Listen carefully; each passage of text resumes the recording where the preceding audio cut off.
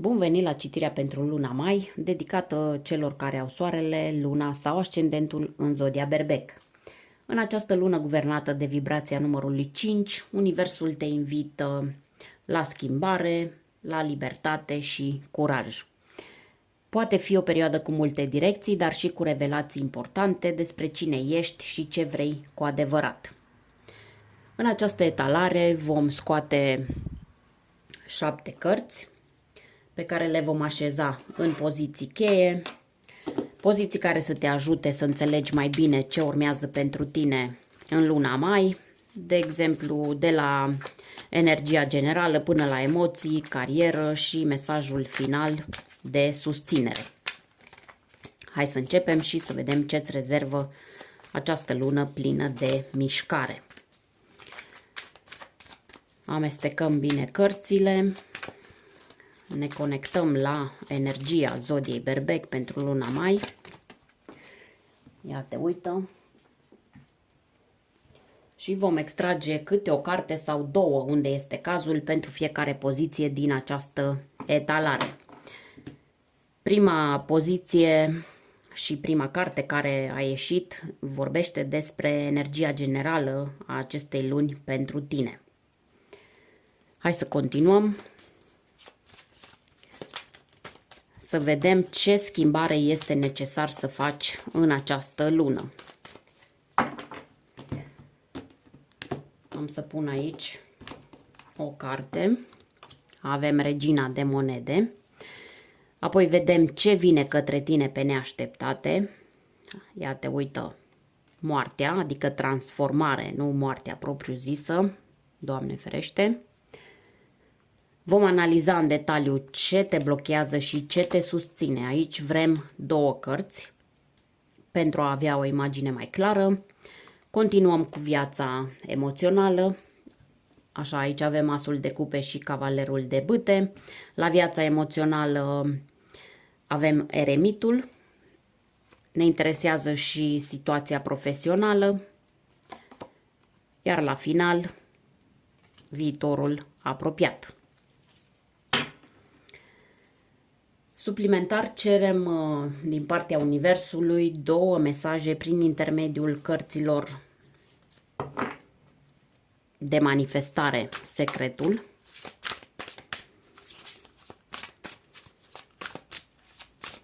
Hai să vedem pentru Berbec, luna mai.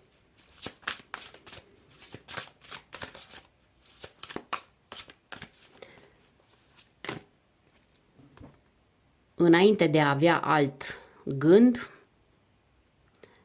puncte, ce vrea să spun aici? Fiecare gând se manifestă doar dacă nu îl anulezi cu un gând opus. O să vedem mai clar, după interpretarea cărților de tarot, cum se aliniază cu mesajul acestora. Hai să cerem și un mesaj din partea Universului prin intermediul cărților din oracolul înțelepciunii. Așa, ca sprijin și confirmare pentru parcursul tău. Avem aici numărul 15, un mesaj într-o sticlă.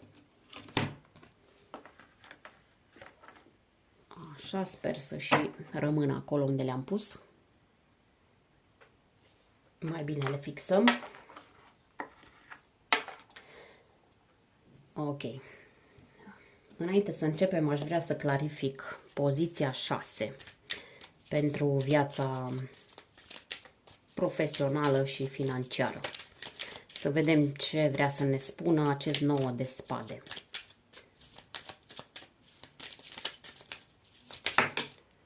Avem aici 3 cărți. 4 chiar. 4. Da, ia te uită, 9 de spade din nou. Avem puterea, 8 de bâte, 9 de spade și valetul de cupe. Bun, le încadrăm și începem cu energia generală reprezentată de Marea Preoteasă. Cu această carte observăm că luna mai te prinde într-o stare de profundă introspecție, deoarece energia acestei mari preotese este una misterioasă, interioară, tăcută. E ca și cum în această lună nu e vorba despre ce faci, ci despre ce simți și ce știi deja în interiorul tău. Este o carte a intuiției și a înțelepciunii tăcute. În această lună multe răspunsuri vin din vocea ta interioară. Poți simți că ceva se pregătește să iasă la lumină, dar încă nu e timpul să acționezi impulsiv. Vibrația lunii 5 te împinge să te miști, dar preoteasa îți spune: așteaptă, ascultă și observă. Poate te izolezi puțin, nu în sensul de singurătate dureroasă, ci mai degrabă e vorba de o retragere strategică în care îți refaci conexiunea cu tine. E posibil ca unele lucruri să fie neclare în jurul tău și nu e nimic în neregulă cu asta. E o lună în care misterele lucrează pentru tine, chiar dacă nu le înțelegi imediat. Dacă ești implicat sau implicată într-o relație sentimentală sau profesională confuză, această carte îți spune clar să nu te grăbești cu concluziile. Lasă adevărul să iasă la suprafață și ascultă-ți instinctul, pentru că nu te va înșela. Următoarea carte, Regina de Monede, îți spune ce schimbare este nevoie să faci în această lună. Această carte vorbește direct despre valoare, siguranță și grija față de tine, dar dintr-un unghi foarte concret. Ce anume alegi să hrănești și în cine sau în ce investești energia ta. Regina de Monede e figura matură și stabilă din tarotul de curte. Ea își cunoaște valoarea, nu se grăbește, dar nici nu rămâne în relații sau situații care nu-i aduc ceva consistent. Este o energie de autosusținere, dar și de selecție. Adică nu mai pui apă într-un pahar crăpat, nu? În plan concret, ți se cere să faci o schimbare în modul în care îți administrezi resursele. Cum îți administrezi timpul, banii, emoțiile sau energia mentală. Poate că te-ai neglijat în ultimele luni. Ai fost acolo pentru toți, dar nu și pentru tine. Sau poate ți-ai pus încrederea într-un proiect sau într-o persoană care promite mult, dar oferă puțin. Iar acum universul te cheamă să te realiniezi cu ce contează cu adevărat. O altă formă de a citi această carte este despre a-ți crea un spațiu sigur, în minte, în corp, în viața de zi cu zi. Poate e timpul să îți reorganizezi rutina, să alegi o formă nouă de echilibru, să te întorci la lucrurile simple, dar hrănitoare, cum ar fi natura, alimentația, odihna sau liniștea. Este și un îndemn clar să iei în serios puterea ta de manifestare. Regina de Monede nu visează fără să acționeze. Ea construiește, dar cu răbdare și realism. Ești invitat sau invitată să devii grădinarul propriei vieți. Ce plantezi azi, vei culege în curând.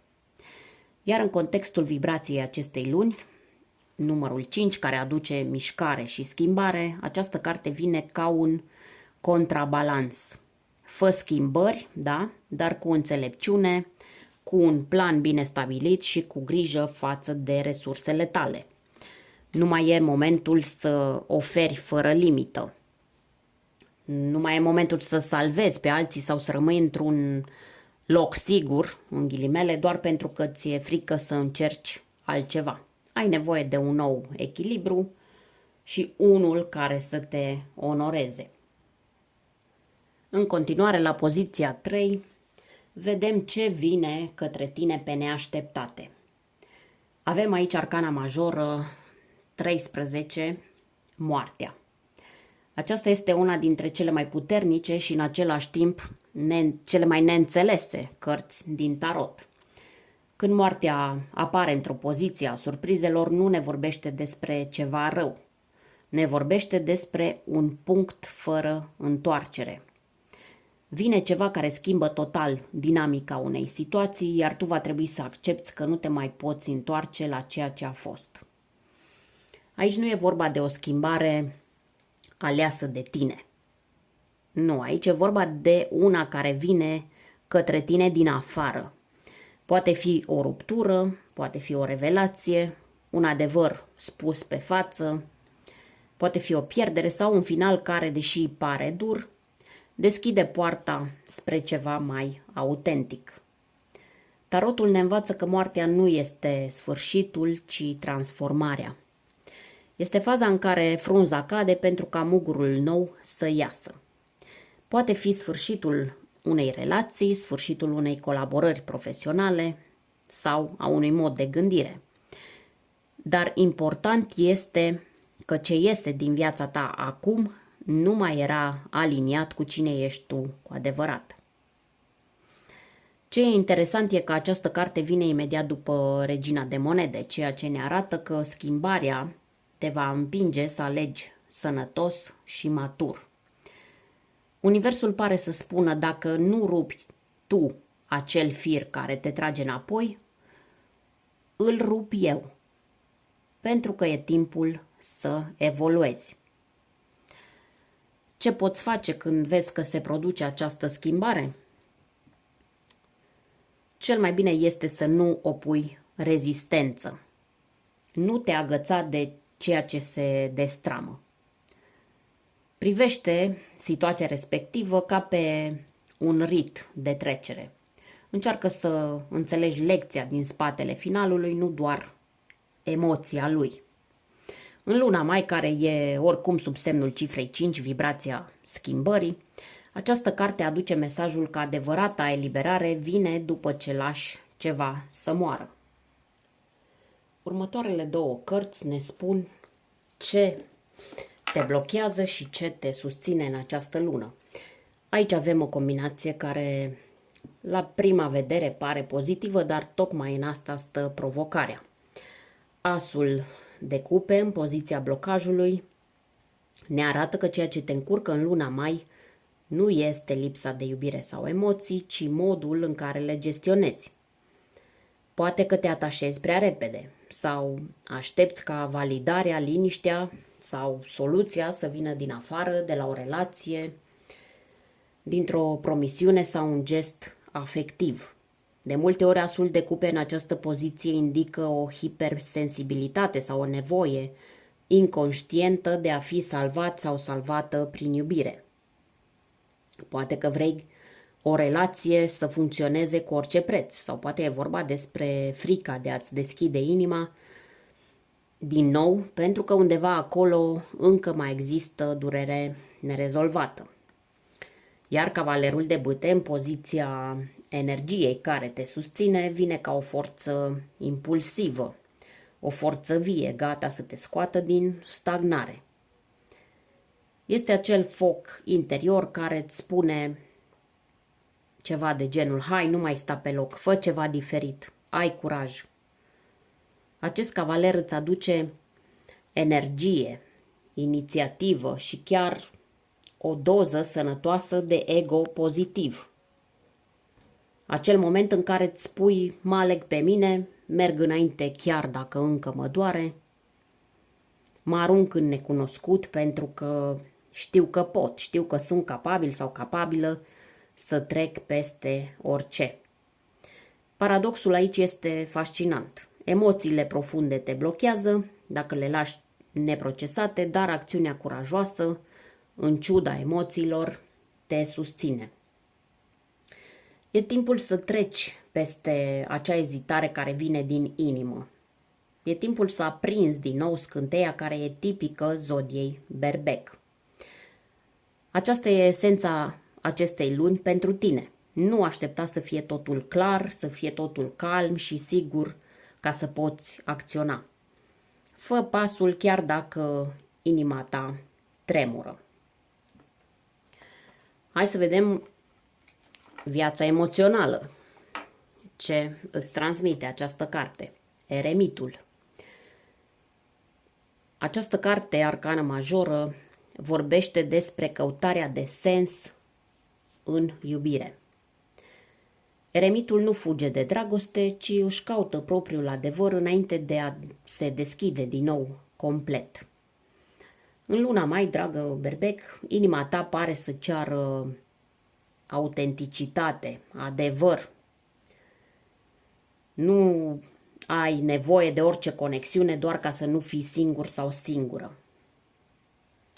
Pentru cei care sunt singuri, poate că nu ești într-o perioadă în care să vrei agitații sau aventuri de moment. Poate chiar ai respins niște ocazii în ultima vreme, dar nu pentru că nu-ți dorești iubire, ci pentru că nu mai vrei jumătăți de măsură. Eremitul îți arată că ești într-un proces profund. Te vindeci, reflectezi, poate chiar înțelegi pentru prima dată clar ce ai nevoie cu adevărat de la o relație. Nu e exclus ca în această lună să simți o atracție față de cineva care pare diferit, pare mai matur, mai interiorizat, poate o persoană din zodia Fecioară sau cineva cu o energie calmă, o energie profundă. Dar nu te grăbi, lasă lucrurile să curgă natural. Mai întâi vrei să simți o conexiune sufletească, apoi vine și restul.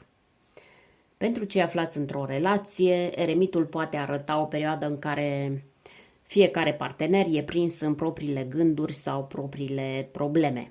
Nu e neapărat o distanță dureroasă între voi, dar e posibil să simți că nu sunteți perfect sincronizați. Unul dintre voi poate simți nevoia de spațiu, de reflecție, nevoia de liniște.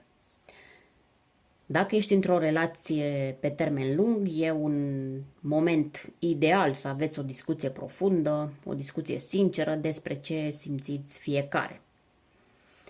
Nu te teme să spui ce te doare, dar nici nu forța ca celălalt să vorbească dacă nu e pregătit. Uneori tăcerea aduce mai multă claritate decât cuvintele goale. Totuși, dacă ești într-o relație care te face să te simți singur sau singură, această carte vine ca o oglindă. E timpul să-ți pui întrebări sincere, de genul: ce caut eu în iubire? Ce mai construim împreună? Tu cu persoana cu care ești în acest moment. Ce mai simt, de fapt? Eremitul îți reamintește că nu ești niciodată cu adevărat singur sau singură dacă ești aliniată cu inima ta. Mai bine o singurătate plină de sens decât o companie care te lasă gol pe dinăuntru. În ceea ce privește viața profesională, situația financiară, am primit aici 9 de spade, clarificat cu puterea, 8 de bâte, 9 de spade din nou și valetul de cupe. 9 de spade în această poziție ne spune că luna mai poate aduce o perioadă de stres mental intens legat de carieră, de bani sau de direcția profesională. 9 de spade este cartea insomniilor, a grijilor pe care nu le spui nimănui, dar care te apasă. Ziua te ții tare, noaptea îți vin toate gândurile peste tine. Ce te macină? Poate simți că nu mai ai controlul, poate e o nesiguranță financiară care te face să te îndoiești de alegerile tale. Sau poate e acel sentiment că muncești mult, dar nu vezi rezultate pe măsura efortului. Dar clarificările schimbă radical mesajul. Puterea îți arată că, de fapt, tu ai resursele necesare să gestionezi această perioadă dificilă, dar trebuie să-ți îmblânzești fricile, nu să le lași să conducă. 8 de bâte Sugerează că situațiile se pot schimba rapid. Poate fi vorba despre o veste, un mesaj sau o oportunitate care vine brusc. Ai nevoie doar să rămâi conectat sau conectată și să rămâi atentă la sincronizări. Valetul de cupe adaugă o notă surprinzătoare. Poate apărea o ofertă neașteptată, o colaborare nouă, ceva creativ sau ceva care vine din partea cuiva care te admiră. Faptul că a ieșit din nou 9 de spade ne arată că aceste griji sunt reale pentru tine, nu sunt închipuite, dar în același timp nu sunt un verdict final. Sunt un semnal că mintea ta merge pe o pistă anxioasă, când de fapt realitatea îți oferă puncte de sprijin. Așadar, ce ai de făcut în această lună? Înfruntă situațiile pe care le întâmpini, nu le evita. Fii sincer sau sinceră cu tine și analizează de unde vine stresul real și ce parte este doar o proiecție a ta. Și foarte important, caută sprijin dacă simți că ai ajuns la limită. Un mentor, un ghid sau chiar o formă de consiliere îți poate fi de mare ajutor. Mesajul principal aici este că frica nu e un semn că nu poți. E un semn că te apropii de un punct important și subconștientul tău simte asta. Nu te opri acum. Nu te opri. Ai mai multă putere decât crezi. În viitorul apropiat avem 10 de bâte. Această carte apare ca o concluzie clară și puternică pentru tot ce ai trăit în lunile recente. În viitorul apropiat, dragă berbec, ajungi într-un punct în care nu mai poți duce totul singur sau singură. Nu pentru că nu ai putere, ci pentru că nu ești obligat sau obligată să faci totul de unul singur sau de una singură. 10 de bâte ne arată imaginea unei persoane care cară greutăți peste măsură. Responsabilități, griji, așteptări, emoții care nu-i aparțin. E ca și cum ai fost tot timpul acela care ține totul împreună sau aceea care le face pe toate, dar la un moment dat chiar și eroii au nevoie de odihnă. În contextul acestei luni, poate finalizezi un proiect mare, dar cu epuizare, sau simți că familia, munca, prietenii, toată lumea trage de tine în direcții diferite, sau poate chiar tu ai setat acest ritm infernal dintr-o dorință de a demonstra, de a reuși, de a nu dezamăgi. Dar mesajul acestei cărți este limpede. Viitorul apropiat îți aduce o lecție de eliberare, nu în sensul de abandon, ci de alegere conștientă a priorităților. Gândește-te foarte bine ce anume mai merită efortul tău. Gândește-te ce poți delega, ce poți refuza, ce poți pune pe pauză. Pentru un berbec, să ceri ajutor sau să recunoști că e prea mult poate fi uneori greu. Dar exact asta îți va da forța de a merge mai departe. De a merge mai departe cu mai multă ușurință, mai multă claritate și cu echilibru. Așadar, viitorul apropiat îți arată o poartă. Ori cedezi sub greutate, ori lași bagajul jos, te ridici și alegi ce iei cu tine pe mai departe. Mesajul final din oracolul, mai bine zis pachetul de cărți de manifestare Secretul de Rhonda Byrne. Mesajul pe care l-ai primit spune așa: fiecare gând se va manifesta dacă nu îl anulezi cu un gând opus. Acest mesaj vine ca un ecou al cărții 9 de spade. E un avertisment blând care îți spune: ai grijă ce hrănești în mintea ta. Dacă în fiecare zi îți spui nu pot, e prea greu, oricum nu se va schimba nimic, Universul îți va confirma exact ceea ce gândești. Dar dacă îndrăznești să schimbi gândul chiar și pentru o secundă, o realitate nouă poate începe să prindă contur. Încerc să focalizez și nu prea mi iasă. Acum da. Mesajul primit din Oracolul Înțelepciunii, numărul 15, un mesaj într-o sticlă. Aceasta este o carte magică. Ce spune? Îți spune că în luna mai Universul îți va trimite un semn clar. Îți va trimite o confirmare.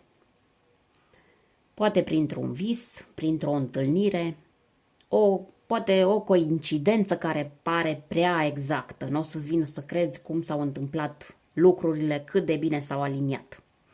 Nu ignora semnele, deschide ochii. Cineva sau ceva îți va aduce mesajul de care ai nevoie. Răspunsul vine, nu de la cine te aștepți, dar exact când ai nevoie. Luna mai pentru tine este o lună a eliberării prin adevăr, a curajului tăcut și a reconectării cu ceea ce contează cu adevărat.